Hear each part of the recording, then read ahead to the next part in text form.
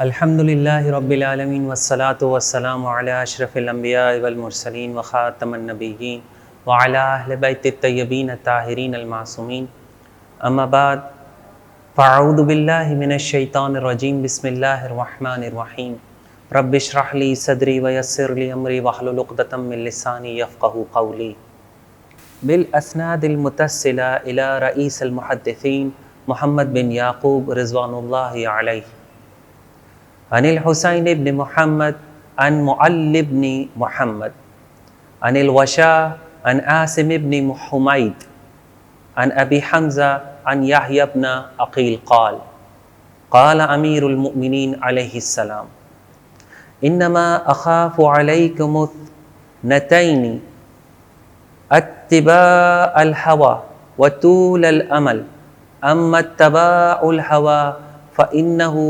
يصد عن الحق واما طول الامل فإنه ينسي الآخرة۔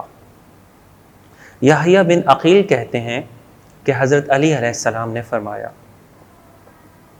میں تم سے دو باتوں کے بارے میں ڈرتا ہوں، خواہشات کی پیروی اور لمبی امیدیں۔ خواہشات کی پیروی حق کو روک دیتی ہے اور لمبی امیدیں آخرت کو بھلا دیتی ہیں۔ یہاں پر چند الفاظ کے حوالے سے اگر ہم بات کریں تو دو الفاظ ملحوظ رکھیں گے۔ پہلا لفظ جو ہوا استعمال ہوا ہے، ہوا و ہوس میں بھی یہ استعمال ہوتا ہے۔ ہوا خواہش کو کہتے ہیں اور دوست رکھنے کو بھی کہتے ہیں۔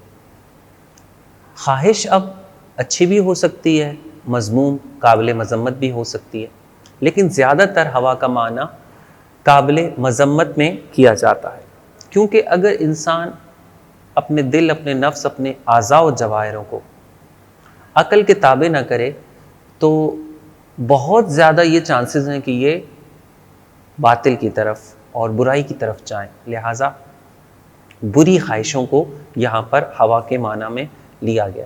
دوسرا لفظ آیا ہے صاد دال صد۔ ایک فارسی کا صد ہوتا ہے جس کا مطلب ہوتا ہے ہزار، یہ عربی کا صد ہے، اس کا مطلب ہوتا ہے روکنا، صد باب کرنا، جس طرح ہمارے اردو میں بھی استعمال ہوتا ہے، یہ وہ صد ہے۔ فارسی والا یہ صد نہیں ہے۔ اب اس صد کا مطلب روگردانی بھی ہے، لیکن یہاں پر حدیث اس مطلب سے مطابقت نہیں رکھتی۔ جو دوسرا مطلب ہے صد کا، یعنی رکاوٹ، روکنا، یہ اس سے مطابقت رکھتا ہے یہ صد۔ اب یہ جو پہلا مقام ہے، جس طریقے سے حدیث میں بیان ہوا کہ خواہشات نفس کی جو مذمت کی گئی ہے، اس کو سمجھنے کے لیے تھوڑی سی دقیق اور عمیق گفتگو ہو جائے گی، تھوڑی سی ثقیل گفتگو ہو جائے گی، تو لہٰذا زیادہ توجہ کا طالب ہوں اس مطلب کو سمجھانے کے لیے خواہشات نفس کی پیروی میں۔ اب نفس کے بیان کے اندر جائیں گے تو بہت طول ہو جائے گی، اور ایسی 4 سے 5 درس دینے پڑیں گے کہ جس کے اندر صرف نفس کا بیان کیا جائے۔ لہٰذا انشاءاللہ عز و جل تھوڑی تھوڑی بات کر کے ہم نفس کو، جب ہم یہ احادیث کا سلسلہ کمپلیٹ کریں گے، نفس کو انشاءاللہ عز و جل میری یہ کوشش ہوگی کہ نفس کے جتنا بھی حال ہے ہم اسے واضح کر دیں۔ آج اس کا آٹے میں نمک کے برابر ہم تذکرہ کریں گے، لیکن وہ سود مند ضرور ثابت ہوگا، اور اس نتیجے تک پہنچنے کے لیے کہ خواہشات نفس کی پیروی حق کے راستے کو روک دیتی ہے، جس کے معاملے میں مولا علیہ السلام ہم سے ڈر رہے ہیں، اپنے شیعان سے، اپنے پیروکاروں سے، اپنے چاہنے والوں سے ڈر رہے ہیں کہ کہیں وہ اس میں مبتلا نہ ہو جائے۔ ایک خواہشات نفس کی پیروی میں، دوسری لمبی امیدوں میں۔ لہٰذا پہلے مقام خواہشات نفس کی پیروی کے حوالے سے یہاں پر ہم نے بات کرنی ہے۔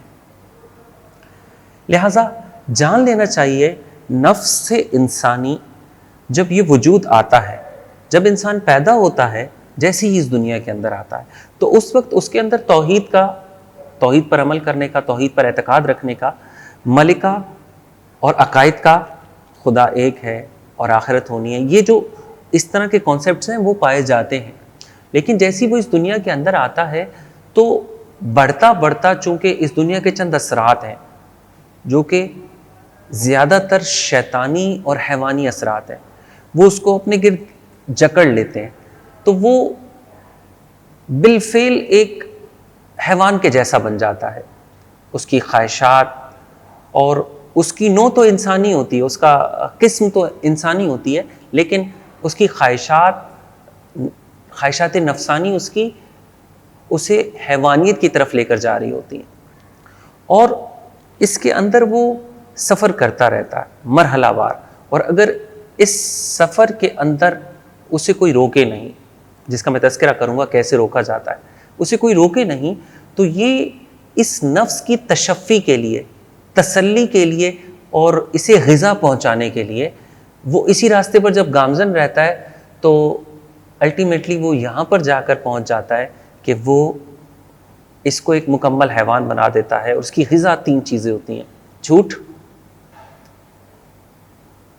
یہ جو ہم نے اس سے پہلے حدیث تذکرہ کی, منافقت, دھوکہ بازی, اسے ایک ہی زمرے میں لیا ہے, منافقت اور دھوکہ بازی, اور تیسری ہے چغل خوری.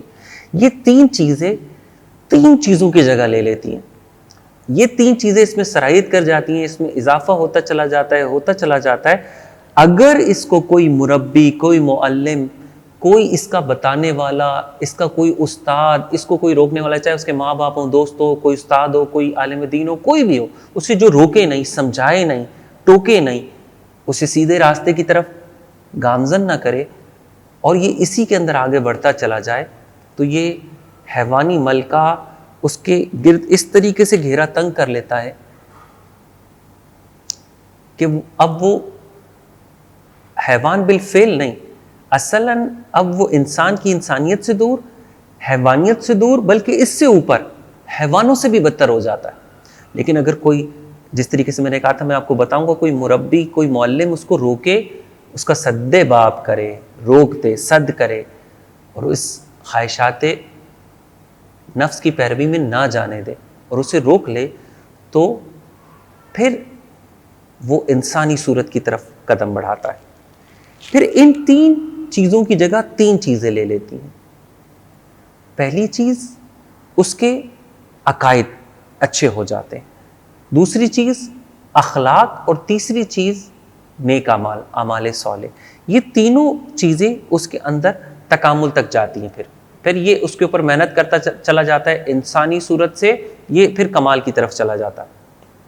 اب یہاں پر ایک چیز سمجھنے کی ضرورت ہے کہ جو عقائد یعنی الہی معارف ہیں یا اخلاق حسنہ, اور یہ جو تیسرا درجہ ہے نیک اعمال کا, اگر یہ اس تک نہیں پہنچ سکتا اور یہی نفسانی خواہشات ان روشنیوں کو بجھا رہی ہیں اور یہ اندھیروں میں ڈوبتا چلا جا رہا ہے, تو اس کی حقیقت حیوانی اور شیطانی ہے. اور یہی حقیقت وہ بروز محشر دیکھے گا اپنی, یہاں تک کہ وہ جب اٹھے گا تو اسی شیطانی صورت کے ساتھ اٹھے گا جو خواہش نفس اس کے اندر پائی جاتی تھی.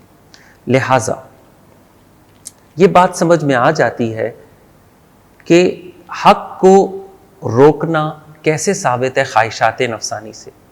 چونکہ اس نے حق کو روکا, لہٰذا اب وہ شیطانی اور حیوانی صورت میں چلا گیا. لہٰذا اس کا بہت زیادہ تعلق ہے حق کو روکنے سے. جتنا وہ حق کو الاؤ کر رہا ہے اپنے نفس کے اندر, اتنا اس کے اندر سے شیطانی صفتیں کم ہو رہی ہیں اور ختم ہو رہی ہیں, وہ کثافتیں دور ہو رہی ہیں, وہ برائیاں دور ہو رہی ہیں, وہ سیاہ پردے دور ہو رہے ہیں. آپ کو بار بار پچھلی حدیثوں میں بھی تذکرہ کیا نا, دبیز پردے, موٹے پردے جو دل پر چھائے ہوتے ہیں, اس کو مٹانے کا یہی طریقہ ہے کہ کتنا یہ حیوانی اثرات سے انسانی اثرات کی طرف جائے, کتنا شیطانی اثرات سے یہ رحمانی اثرات کی طرف جائے, کتنا یہ جھوٹ, منافقت و دھوکہ بازی, اور تیسری شے چغل خوری سے دور ہو کر یہ معرفت الہی, ملکات حسنہ اور اخلاق حسنہ کی طرف جائے. یہ 3 چیزوں کی طرف آگے بڑھے. جتنا یہ اس طرف جائے گا اتنے یہ پردے دور ہوں گے, اتنا یہ حق سے قریب ہوگا. لہٰذا یہ بہت زیادہ مطابقت, متابعت اور تعلق رکھتی ہیں. اور یہاں پر ہم ان نفسوں کی بات ہی نہیں کر رہے کہ جن کو پیدائش سے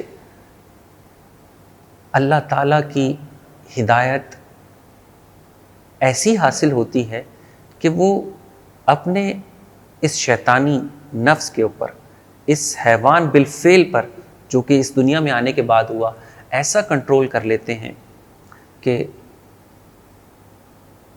ان کے ہاتھ پر شیطان بیعت کر لیتا ہے، یہ جو شیطانی نفس ہے۔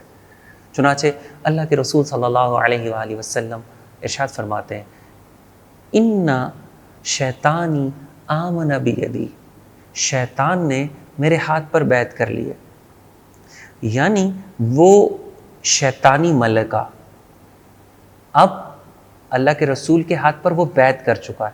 وہ جو حیوان بالفعل صفت تھی، وہ اس طریقے سے بیعت کر لیا، اس طریقے سے قابو میں آ گیا کہ اس وہ حیوان ایک براق کی صورت میں بن گیا، جو کہ تابع ہو گیا اللہ کے رسول کا اور انہیں عرش پر لے گیا۔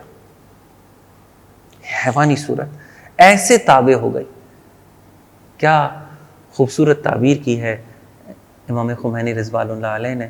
یہ پہلے بھی میں تذکرہ کر چکا ہوں اور اب بھی یہ دعا کرتا ہوں، دل سے دعا کرتا ہوں، اور آپ بھی کتنا اس سے فیضیاب ہو رہے ہیں یہ تو آپ کا دل، آپ کا ذہن جانتا ہے۔ یہ میری جتنی کوششیں ہیں اور جتنا آپ میرے اس محنت سے فیضیاب ہو رہے ہیں، ان تمام کا ثواب اللہ تعالیٰ امام خمینی رضوان اللہ تعالیٰ علیہ کو پہنچائے، کیونکہ یہ ان کی کوششیں ہیں۔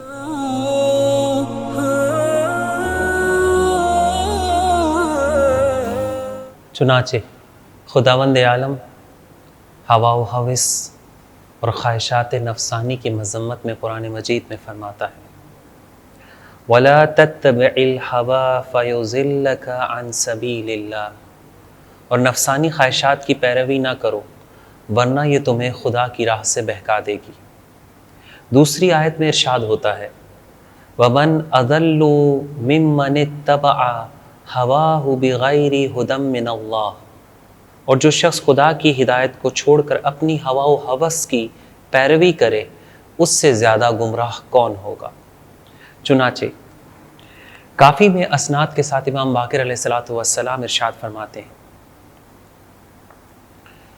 رسول خدا کا ارشاد ہے، خداوند عالم ارشاد فرماتا ہے اپنے عزت و جلال، عظمت و کبریا اور میری منزلت کی بلندی کی قسم کھاتا ہوں، جو بندہ اپنی خواہش کو میری خواہش پر مقدم کرے گا میں اس کے امور کو پراگندہ اور اس کی دنیا کو درہم برہم کر دوں گا، اس کے دل کو دنیا میں مشغول بنا دوں گا اور اسے دنیا سے صرف اتنا ہی دوں گا جو اس کے لیے مقدر کر چکا ہوں، اور اپنی عزت و جلال، عظمت و نور اور میری منزلت کی بلندی کی قسم کھا کر کہتا ہوں کہ جو بندہ میری خواہش کو اپنی خواہش پر مقدم کرے گا میرے ملائکہ اس کی حفاظت کریں گے، آسمان و زمین اس کی روزی کے متکلف ہوں گے، متکفل ہوں گے، اور اس کے لیے ہر تاجر کی تجارت پیچھے کر دوں گا، یعنی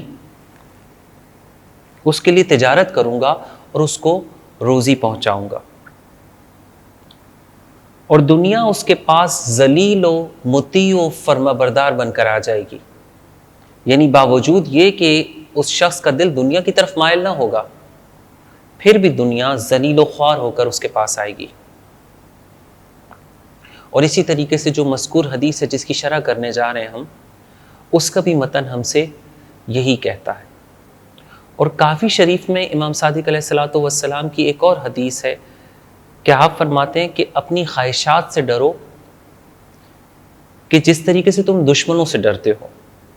لوگوں کے لیے خواہش نفس کی پیروی اور زبان سے نکلے ہوئے الفاظ سے زیادہ کوئی دشمن نہیں، لہٰذا عزیز و جان لینا چاہیے۔ یہاں امام راحل تلقین فرما رہے ہیں، تاکید فرما رہے ہیں کہ اگر آپ نے اپنے نفس کو ایک خواہش کی طرف آگے بڑھایا تو یہ دوسری خواہش کی طرف آگے جائے گا، اس کی طرف بڑھایا یہ تیسری خواہش کی طرف جائے گا۔ شہید مطہری رحم اللہ فرماتے ہیں اپنی ایک کتاب میں، اپنی ایک تقریر میں، کہ بڑے سے بڑے عالم، بڑے سے بڑے فقی، بڑے سے بڑے پرہیزگار زاہد اس راہ کے اندر، خواہشات نفسانی کے اندر پھسل گئے، سلپ ہو گئے. لہٰذا شہوت کے معاملے میں جو آپ کے اندر شہوت ابھرتی ہے، کبھی انہیں نہ آزمائیں، اپنے تقوی کو کبھی نہ آزمائیں کہ بالفرض میں یورپ چلا جاؤں اور جہاں پردہ داری کا خیال نہیں رکھا جاتا میں وہاں چلا جاؤں، جہاں برائی عام ہے وہاں چلا جاؤں، میرا ایمان اتنا قوی ہے میں وہاں پر کنٹرول کر لوں گا. یہ غلط ہے. بڑے سے بڑے زاہد، فقی، پرہیزگار سلپ ہو گئے. اس کی بنیادی وجہ کیا ہے؟ یہاں پر جو امام خمینی رضوان اللہ تعالیٰ علیہ فرما رہے ہیں، کیا فرما رہے ہیں کہ نفس آہستہ آہستہ ایک چھوٹی سی برائی کرتا ہے، آپ اسے الاؤ کرتے ہیں وہ آگے جاتا ہے، آپ اسے پھر الاؤ کرتے ہیں وہ دروازے کھولتا چلا جاتا ہے، یہاں تک کہ آپ اس وقت الاؤ کر رہے ہیں اس کو کہ ہاں اتنا کر لو، اتنا آگے چلے جاؤ، اتنی برائی قابل قبول ہے. آپ یہ جو اس کو الاؤ کر رہے ہیں، ایک وقت یہ آتا ہے کہ آپ کے اندر یہ جو الاؤ کی طاقت ہے یہی آپ سے چھین لیتا ہے. پھر وہ بے مہار جاتا ہے، وہ پھر ایسے بھاگتا ہے، ایسے رش کرتا ہے برائی کی طرف کہ آپ اسے کنٹرول نہیں کر سکتے. یہ وہ ٹیکنیکلی چیز ہے، نفس کی سرشت ہے، نفس کا طریقہ کار ہے، نفس کی فطرت ہے جس سے آپ کو ہوشیار کر رہے ہیں. یعنی اگر فار ایگزامپل شہوت کا معاملہ لے لیں، اگر کوئی بہت بڑی جنایت ہے، مثلا زنا ہے، اس تک تو جانا بہت بڑی بات ہے. اس سے چھوٹی ایک جنایت ہے، مثلا پریکٹیکلی کسی نامحرم کو دیکھنا، اس کو بھی چھوڑ دیتے ہیں. اس سے چھوٹی جنایت ہے تصویر دیکھ لینا موبائل کے اندر، ٹی وی کے اندر، یا ویڈیو دیکھ لینا. یہ جو چیز ہے یہ اس درجے سے آپ کو کم لگ رہی ہے، لیکن اگر آپ اس کو الاؤ کریں گے یہاں وہاں اور آگے.